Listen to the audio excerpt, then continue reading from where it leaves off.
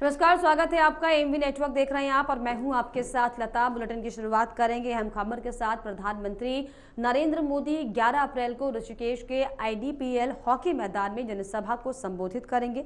जनसभा के लिए सीएम पुष्कर सिंह धामी और बीजेपी प्रदेश उपाध्यक्ष ने सोमवार को आईडीपीएल मैदान में भूमि पूजन किया था।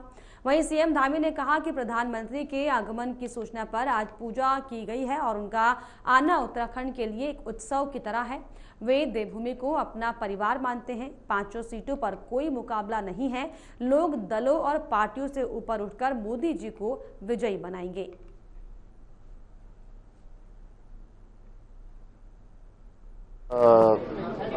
माननीय प्रधानमंत्री जी के आगमन की सूचना आप सबके माध्यम से आज भूमि पूजन यहाँ पर हो गया है और उनका हमेशा आना हम लोगों के लिए, उत्तराखंड वासियों के लिए एक उत्सव होता है, क्योंकि उनके हृदय में उत्तराखंड बसता है। सब जानते हैं उत्तराखंड से उनको बहुत जुड़ाव है, लगाव है और उनके प्रधानमंत्री बनने के बाद उत्तराखंड राज्य के लिए अनेक योजनाएं यहाँ पर शुरू हुई हैं। 2 लाख करोड़ से भी ज़्यादा की योजनाएं, जिसके बारे में लोग सोचते भी नहीं थे, वो सब काम आज धरातल पर उतर रहे हैं। तो बड़ा जोश है लोगों में और हम देवभूमि में उनका स्वागत करेंगे। देवभूमि के लोग जैसा हमेशा करते हैं, वो अपने देवभूमि को अपना परिवार मानते हैं और देवभूमि के लोग भी उनको परिवार की तरह चाहते हैं। इस समय चुनाव का समय है, उन्होंने बहुत किया, अब हम सबकी बारी है। हम सब ज्यादा जानकारी के लिए मेरे सहयोगी इंतजार रजा मेरे साथ जुड़ गए फोन लाइन पे। इंतजार, पीएम नरेंद्र मोदी के आगमन को लेकर जो है तैयारियां साफ तौर पर जोरों पर दिखाई पड़ रही है, क्या कुछ जानकारी इसको लेकर?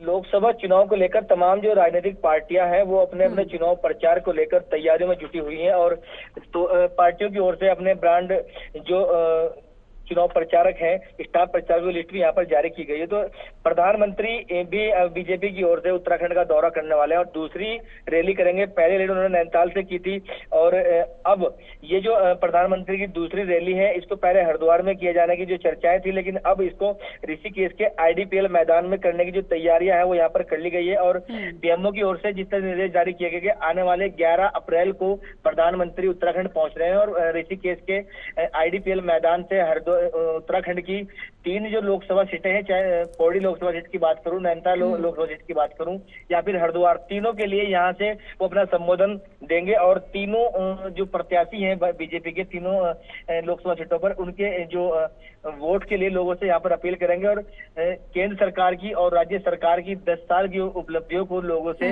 रूबरू होंगे। जी बिल्कुल, जिस तरीके से हालांकि पहले हरिद्वार का उनका दौरा था, लेकिन अब जो है ऋषिकेश में उनका आगमन होगा, इसको लेकर हालांकि तैयारी भी हो रही है। और ऐसे में साफ तौर पर इंतजार ये माना जाए जो आसपास की सीटें, चाहे वो हरिद्वार सीट हो, चाहे वो पौड़ी, टिहरी, यानी कि गढ़वाल के कई एरिया को जाहिर तौर पर पीएम नरेंद्र मोदी अपने भाषण से, अपने संबोधन से प्रभावित करेंगे, जिसका असर आगामी चुनाव में पड़ेगा। जी बिल्कुल, देखिए मैं बता दूं आपको, जिस तरीके से फिलहाल बीजेपी की मैं बात करूं या फिर समूचे भारत की अगर मैं बात करूं तो प्रधानमंत्री नरेंद्र मोदी को एक बड़े स्टार प्रचारक के रूप में देखा जा रहा है और बीजेपी नरेंद्र मोदी के चेहरे को लेकर चुनाव लड़ रही है। तो अब आने वाले 11 अप्रैल को उत्तराखंड का रुख कर रहे हैं प्रधानमंत्री जी और दूसरी रैली है उनकी जो ऋषिकेश के आईडीपीएल मैदान में होने की तैयारियां बीजेपी की ओर से यहाँ पर की जा रही है। और आम जनता की मैं बात करूं या फिर बीजेपी के कार्यकर्ताओं की मैं बात करूं या फिर पदाधिकारियों मैं बात करूं तो सभी में खासा उत्साह यहाँ पर देखने को मिल रहा है और हजारों की संख्या में जो लोग हैं वो प्रधानमंत्री को सुनने के लिए ऋषिकेश यहाँ पर पहुंचेंगे। और जिस तरीके से बीजेपी की ओर से इस बार 400 पार का नारा यहाँ पर दिया गया है और जो लोकसभा सीटें हैं इनको 5-5 लाख के वोटों के अंतराल पर यहाँ पर जीतने की यहाँ पर बात की जा रही है। हरिद्वार सीट की अगर मैं बात करूँ तो साफ कहा जा रहा है कि इस बार जो बीजेपी का एक और कमल है वो हरिद्वार से भी खिलेगा और 400 पार का नारा है उसमें हरिद्वार की अहम भूमिका यहाँ पर होगी और 5 लाख से अधिक मतों की यहाँ पर रिकॉर्ड जीत यहाँ पर त्रिवेंद्र सिंह रावत यहाँ पर करेंगे। अब जिस तरीके से बताया जा रहा है कि प्रधानमंत्री का आगामी 11 अप्रैल को जो दौरा है, जहाँ से गढ़वाल की 3 जो लोकसभा सीटें हैं उनको लेकर यहाँ पर प्रधानमंत्री जी अपने भाषण का अनुमोदन यहाँ पर करेंगे और लोग उनको सुनने के लिए वहां पर पहुंच रहे हैं। और प्रधानमंत्री का जो दौरा है और जहां जहां प्रधानमंत्री जो रैलियां की हैं वहीं से प्रधानमंत्री ने अपने जो कैंडिडेट हैं, जो प्रत्याशी हैं बीजेपी के, उनके लिए लोगों से वोट की अपील की है।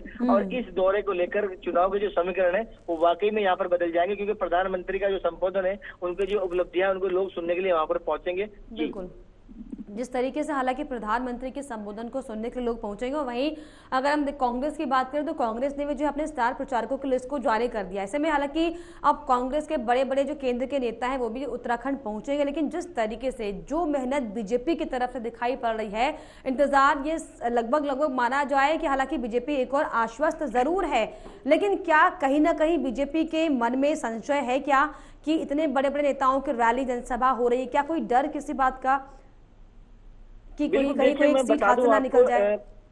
बिल्कुल लता, मैं बता दूं आपको, देखिए जिस तरीके से बीजेपी की ओर से लोकसभा चुनाव की तैयारियां यहाँ पर की गई हैं और अपने आप को बूथ स्तर पर मजबूत किया गया है।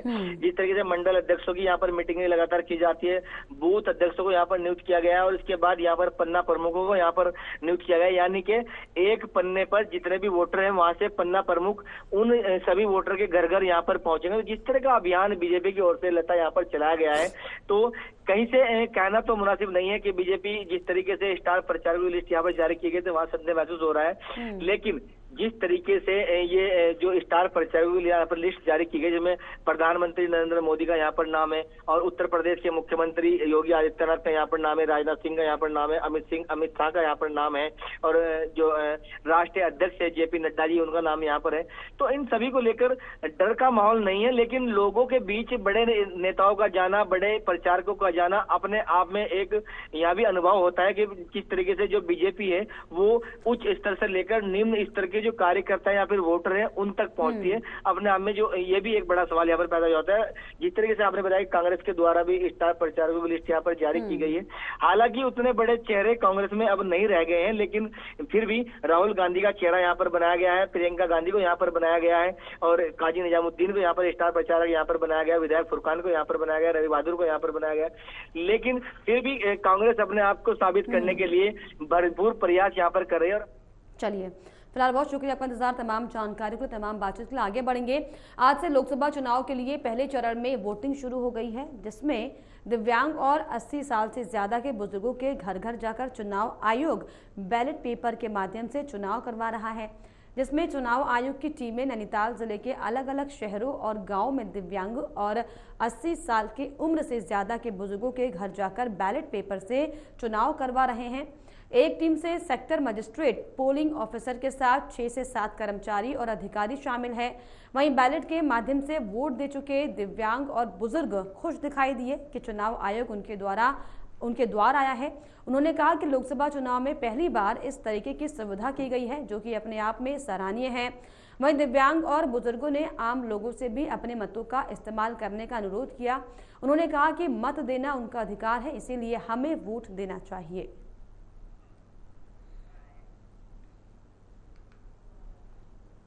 मोहन सिंह गुसाई, हमें 5 साल में लोकसभा के चुनाव 5 साल में होते हैं। लोकसभा का चुनाव का मौका, ये मौका बार बार कभी नहीं 5 साल में मिलता है। ये बोलो कि आप निर्वाचन आयोग वाले हमारे घर पर आए थे, मैंने अपने मत का अधिकार करा। वो मेरा वोट डलवाने के लिए आए थे और मैंने वोट दे दिया है अपना। जी हाँ, मेरा वैसे जो भी है हमारी सरकार इतनी सहायता कर रही है और निर्वाचन आयोग जो हमारे ये वोट डलवाने वाले हैं आप घर तक आ रहे हैं, तो सबको वोट डालना चाहिए और जो मेरे जैसे भाई हैं।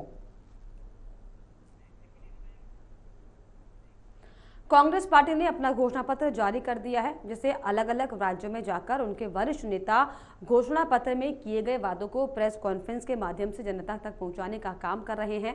इसी कड़ी में कल कांग्रेस पार्टी की सोशल मीडिया प्रमुख और राष्ट्रीय प्रवक्ता सुप्रिया श्रीनाथ देहरादून पहुंची और उन्होंने अपने न्याय पत्र में किए गए फायदे मीडिया के माध्यम से जनता तक पहुंचाने का काम किया है, जिस पर बीजेपी महिला मोर्चा की राष्ट्रीय महामंत्री दीप्ति रावत ने कांग्रेस के इस न्याय पत्र को अन्याय पत्र करार देते हुए कहा कि कांग्रेस पार्टी का ये घोषणा पत्र बिल्कुल खोखला है, क्योंकि पहले कांग्रेस को ये बताना चाहिए कि जिन राज्यों में उनकी सरकारें हैं वहां पर महिलाओं को कितना सम्मान मिल रहा है, बेरोजगारी दर कितनी है, कितने कांग्रेस शासित राज्यों में महिलाओं को आरक्षण दिया गया।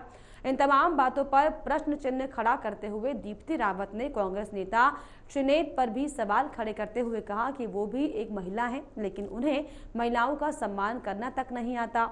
वो महिलाओं का कितना सम्मान देती हैं, उनके दिल में महिलाओं के प्रति कैसे विचार हैं, ये सब जानते हैं। इसीलिए हम कह सकते हैं कि कांग्रेस का ये घोषणा पत्र बिल्कुल खोखला है।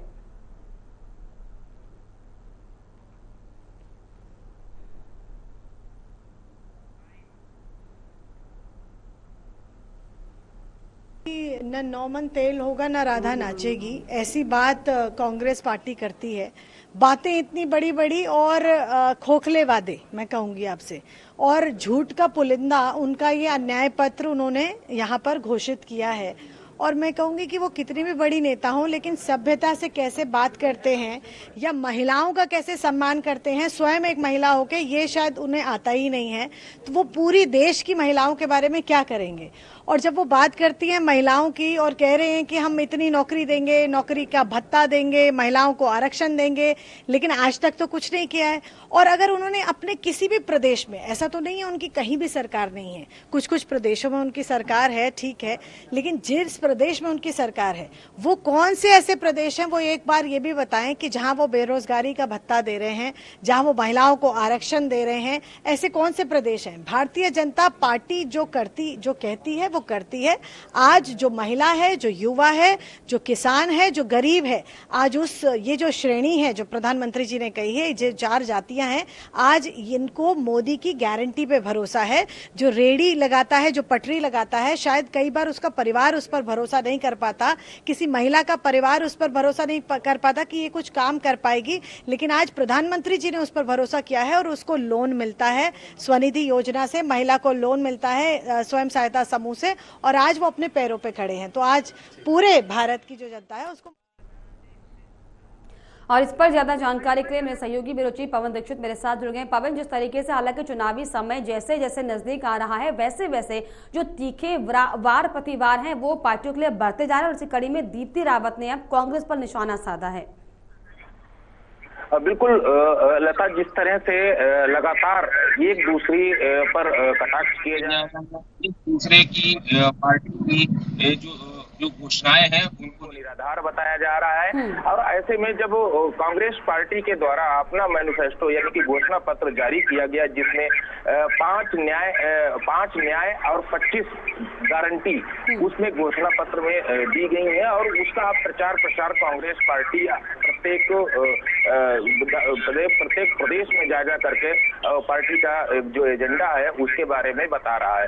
कल कांग्रेस की वरिष्ठ नेत्री है, जो राष्ट्रीय प्रवक्ता है, सोशल मीडिया की प्रमुख है, श्री नेत्र, तो वो यहाँ पर जब पहुंची हैं, उन्होंने जो अपने घोषणा पत्र के बारे में विधिवत जानकारी दी, मीडिया के माध्यम से उसका प्रचार प्रसार करने का एक बीड़ा उठाया, तो उस पर बीजेपी ने उस पर पलटवार करते हुए तमाम आरोप लगाए और इस न्याय पत्र को अन्याय पत्र करार देते हुए बीजेपी की वरिष्ठ नेत्री, राष्ट्रीय महामंत्री है महिला मोर्चे की दीप्ति रावत, और कई पदों पर भी रह चुकी है, उन्होंने इस पर कटाक्ष करते हुए कहा है कि जो महिला अपना सम्मान, महिलाओं का सम्मान नहीं जानती, जो महिलाओं के बारे में उसके विचार क्या है, ऐसी महिला के द्वारा या उत्तराखंड में आकर के अपना ये अन्याय पत्र जो बता रही है, इस पर कोई भरोसा करने वाला नहीं है। क्योंकि कांग्रेस की, ऐसा तो नहीं है कि कांग्रेस की अन्य राज्यों में सरकार नहीं है, किसी राज्य में सरकार नहीं है। अगर कांग्रेस इस घोषणा पत्र पर विचार करने की बात कर रही है, इस घोषणा पत्र को लागू करने की बात कर रही है चुनाव जीतने पर, तो पहले कांग्रेस को ये बताना चाहिए कि कांग्रेस की जिन राज्यों में सरकारें हैं, क्या उनमें महिला आरक्षण मिल रहा है, क्या उनमें बेरोजगारी भत्ता मिल रहा है, क्या उनमें किसानों का कल्याण हो रहा है। तो इन तमाम बातों को लेकर के बीजेपी ने कटाक्ष करते हुए कांग्रेस पर पवन, जिस तरीके से लगातार बीजेपी कांग्रेस पर हमलावर होती हुई दिखाई पड़ रही है, कहीं ना कहीं पार्टी का कॉन्फिडेंस लोकसभा चुनाव के लिए पूरा आश्वस्त है कि पांचों की पांचों जो सीटें हैं वो बीजेपी के खाते में आ रही है। बिल्कुल, जिस तरह से भारतीय जनता पार्टी की तैयारी है, इसमें कोई दो राय नहीं है कि इस समय जो भारतीय जनता पार्टी का उत्तराखंड में ग्राफ है वो लगातार बढ़ रहा है। वहीं अगर कांग्रेस पार्टी की बात करें, भले ही कांग्रेस सही बोल रही हो, कांग्रेस का घोषणा पत्र सही हो, कांग्रेस जो कह रही है वो कर रही है, वो सब कुछ ठीक है, लेकिन कांग्रेस का जो संगठन स्तर पर जो चुनावी तैयारियां होनी चाहिए थी, जिस तरह से चुनाव को लड़ना चाहिए था, वो कहीं न कहीं धरातल पर दिखाई नहीं दे रहा। अभी तक कांग्रेस पार्टी का कोई भी स्टार प्रचारक, राष्ट्रीय नेता उत्तराखंड में नहीं आया है, जबकि भारतीय जनता पार्टी के राष्ट्रीय अध्यक्ष तीन जगह पर जनसभाएं, रैलियां और अपने कार्यकर्ताओं के साथ बैठ करके चुनावी रणनीति पर मंथन कर चुके हैं। वहीं प्रधानमंत्री नरेंद्र मोदी एक रैली को संबोधित कर चुके हैं। दूसरी रैली गढ़वाल में 11 तारीख को होनी है, जिसकी तैयारियां तेज हो चुकी हैं।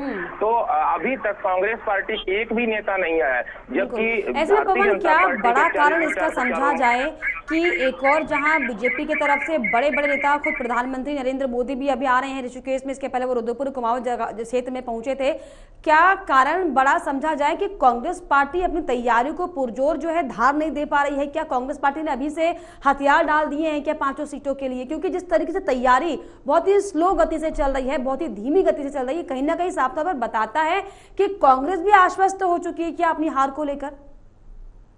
बिल्कुल लता, जिस तरह से कांग्रेस पार्टी के कार्यकर्ता, कांग्रेस पार्टी के वरिष्ठ नेता, कांग्रेस पार्टी के जो स्टार प्रचारक वो अपनी पार्टी को छोड़ करके भारतीय जनता पार्टी का दामन थाम रहे हों और उनके वरिष्ठ नेता अपने कार्यकर्ताओं का मनोबल बढ़ाने के बजाय गिराने जैसी बात कर रहे हो कि हमारा कार्यकर्ता सुस्त है, भारतीय जनता पार्टी का कार्यकर्ता चुस्त है, भारतीय जनता पार्टी की तैयारियां तेज हैं, हमारी तैयारियां काफी पीछे है।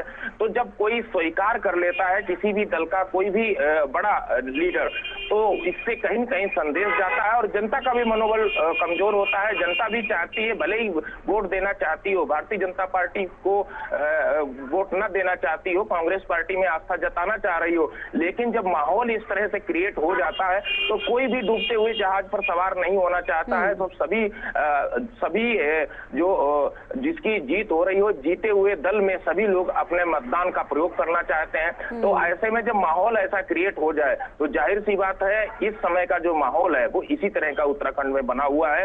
इससे साफ है कि भारतीय जनता पार्टी का मनोबल बढ़ रहा है, कांग्रेस पार्टी का मनोबल वाकई में टूट रहा है। बीजेपी का जो मनोबल है वो चढ़ता हुआ दिखाई पड़ रहा है और कांग्रेस पार्टी का जो मनोबल है वो कहीं ना कहीं घटता हुआ दिखाई पड़ रहा है। हालांकि क्या समीकरण, क्या नतीजे आते वो तो चुनाव के बाद की बात होगी, लेकिन फिलहाल बहुत शुक्रिया आपका पवन, तमाम जानकारियों के लिए, तमाम बातचीत के लिए। आगे बढ़ेंगे। लोकसभा चुनाव के मद्देनजर कांग्रेस पार्टी के प्रत्याशी गणेश गोदियाल इन दिनों दूरस्थ क्षेत्रों में ग्रामीण लोगों के बीच जनसभा करते दिखाई दे रहे हैं, जिसके तहत आज कांग्रेस प्रत्याशी गणेश गोदियाल सतपुली बाजार पहुंचे, जहां पर उन्होंने जन संवाद किया। इस दौरान उन्होंने कई लोगों को कांग्रेस की सदस्यता भी दिलाई है।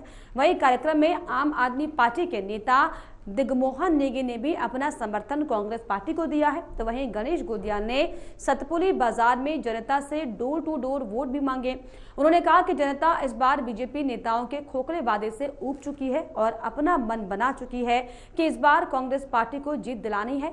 वहीं कांग्रेस प्रत्याशी ने पूर्व सीएम हरीश रावत के बयान पर भी कहा कि उन्होंने किसी क्षेत्र विशेष में कांग्रेस कार्यकर्ताओं को सक्रिय करने के लिए इस तरह का बयान दिया है। निश्चित तौर से पूरे प्रदेश में कांग्रेस का कार्यकर्ता उत्साहित है और कांग्रेस को मजबूती देने के लिए लगातार काम कर रहा है।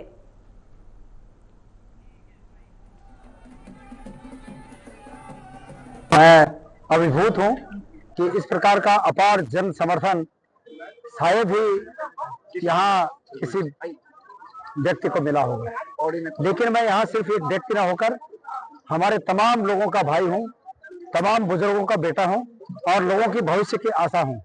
लोग भविष्य की इस आशा को इस रूप में रोपित करना चाहते हैं कि उनकी भविष्य की आशा फले फूले।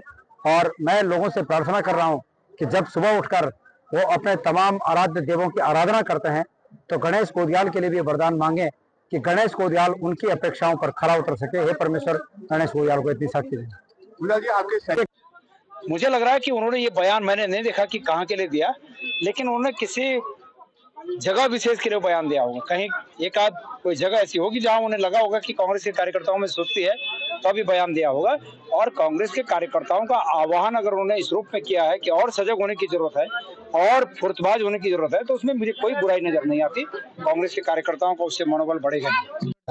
इंडिया अलायंस के तहत गढ़वाल लोकसभा के प्रत्याशी भाई गणेश गोदियाल जी के समर्थन में आज मैं यहाँ सतपुली में आयोजित जनसभा में सम्मिलित हुआ और पूरे देश में इंडिया अलायंस मिलके चुनाव लड़ रही है। ये लोकसभा का चुनाव बड़ा ही निर्णायक है। इसमें जनता का मूड पूरी तरह से बना हुआ है 10 साल की मोदी सरकार की जो भी जन विरोधी नीतियां रही हैं उनको खत्म करने का। तो ये माहौल खासतौर पर गढ़वाल लोकसभा में दिख रहा है एक तरफ भाजपा के कैंडिडेट हैं अनिल बलूनी जी, जो 6 साल राज्यसभा में रहे, लेकिन उन्होंने एक बार भी अंकिता भंडारी जैसे मुद्दे को संसद में नहीं उठाया। तो मुझे लगता है कि गणेश गोदियाल एक सुयोग्य प्रत्याशी जमीन से जुड़े हुए हैं, तो एक पहाड़ों को रहवासी से और एक दिल्ली रहने वालों से, तो इन दोनों के बीच की जंग में पहाड़ का रहवासी मुझे लगता है जनता का दिल जीत रहा है और पूरा आम आदमी पार्टी पौड़ी जनपद और खासतौर पर चौबट्टा खाल विधानसभा गोदियाल जी के समर्थन में है और हम पूरी तरह से इस बार उनको विजय दिलाएंगे। जैसे जैसे लोकसभा चुनाव की तारीख नजदीक आ रही है, वैसे वैसे चुनाव प्रचार में भी तेजी देखने को मिल रही है। जहां एक तरफ प्रत्याशियों ने कमर कस ली है, तो वहीं कार्यकर्ताओं के द्वारा भी जनसंपर्क अभियान चलाया गया। कांग्रेस पार्टी छोड़कर बीजेपी में शामिल हुई रश्मि चौधरी ने आज महिला टोली के साथ निकलकर बीजेपी लोकसभा प्रत्याशी त्रिवेंद्र सिंह रावत के लिए घर घर जाकर वोट मांगे। इस दौरान उन्होंने लोगों को प्रधानमंत्री मोदी की रीति और नीतियों से अवगत कराते हुए ज्यादा से ज्यादा वोट बीजेपी के पक्ष में करने की अपील की। उन्होंने महिलाओं को अपने साथ लेकर घर घर जाकर बीजेपी प्रत्याशी के पक्ष में वोट मांगे। उन्होंने कहा कि वो काफी समय तक कांग्रेस पार्टी में निष्ठावान कार्यकर्ता के रूप में रही और काम किया, लेकिन कांग्रेस ने उन्हें कभी सम्मान नहीं दिया।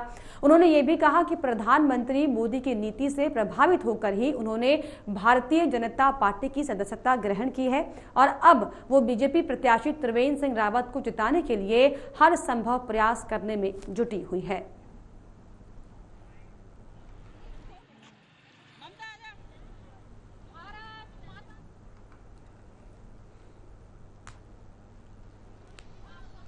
डिस्ट्रिक्ट हरिद्वार के अंदर नरेंद्र और त्रिवेंद्र की लहर चल रही है और त्रिवेंद्र सिंह रावत जी एक ऐसे प्रत्याशी हैं जिनका कार्यकाल को लोग आज भी याद करते हैं और ये हमारा सौभाग्य है कि वो डिस्ट्रिक्ट हरिद्वार से हमारे प्रत्याशी बने हैं और वो बहुत सरल और सीधे स्वभाव के व्यक्ति हैं। तो जन जन के वो नेता हैं, जन जन की आवाज है, जन जन का विकास है, जन जन का सामंजस्य है वो त्रिवेंद्र सिंह रावत जी। तो पूरी जनता को ये बात पता है कि नरेंद्र मोदी को वोट जानी है, त्रिवेंद्र सिंह रावत जी को जिताना है और उनको सेंट्रल में पहुंचाना है। तो इस समय हम लोगों ने आज मैंने पद यात्रा निकाली थी, मेरे नेतृत्व में पद यात्रा निकली है। तो उसमें हमारी जो महिला विंग थी मतलब पूरे मार्केट में हम लोग घूमे हैं, पूरा सिविल लाइन घूमे हैं। तो उसमें हम लोगों ने अवेयर किया है लोगों को कि आप लोग अपने वोट का प्रयोग करें, हर व्यक्ति वोट डालने के लिए जाए और राष्ट्र हित के लिए वोट डाले, क्योंकि राष्ट्र हित किसमें है ये पूरी भारत को, पूरे डिस्ट्रिक्ट हरिद्वार को, पूरे उत्तराखंड को पता है कि राष्ट्र हित नरेंद्र मोदी जी को। हरिद्वार के रानीपुर कोतवाली क्षेत्र के दादूपुर गोविंदपुर गांव में एक गोदाम में भीषण आग लग गई और उसके बाद देखते ही देखते 8 से 10 गोदामों को आग ने अपनी चपेट में ले लिया।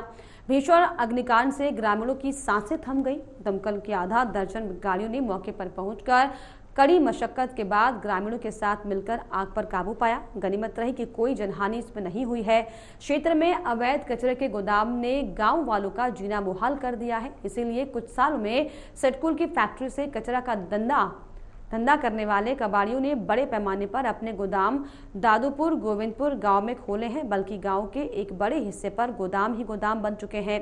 अधिकांश गोदाम अवैध रूप से बिना किसी सुरक्षा इंतजामों के बने हैं। यही वजह है कि हर साल कई बड़े अग्निकांड सामने आ रहे हैं। सोमवार को यानी कि 8 अप्रैल को साल का सबसे पहला सोमवती अमावस्या स्नान पर्व है। बड़ी संख्या में श्रद्धालुओं के गंगा स्नान को पहुंचने पर सुरक्षा और यातायात व्यवस्था सुचारू रखने के लिए पुलिस ने पुख्ता इंतजाम किए हैं। शनिवार को एडीजीपी एपी अंशुमान और आईजी गढ़वाल करण सिंह नगन्याल ने हरिद्वार पहुंचकर तैयारी को परखा और आवश्यक दिशा निर्देश दिए।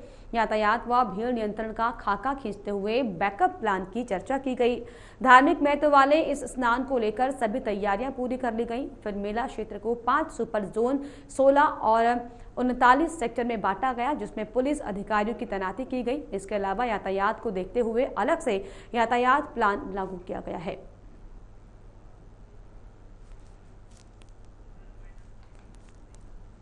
और इसी के साथ इस बुलेटिन में फिलहाल इतना ही। देश और दुनिया की तमाम खबरों के लिए आप देखते रहिए एमबी नेटवर्क। नमस्कार।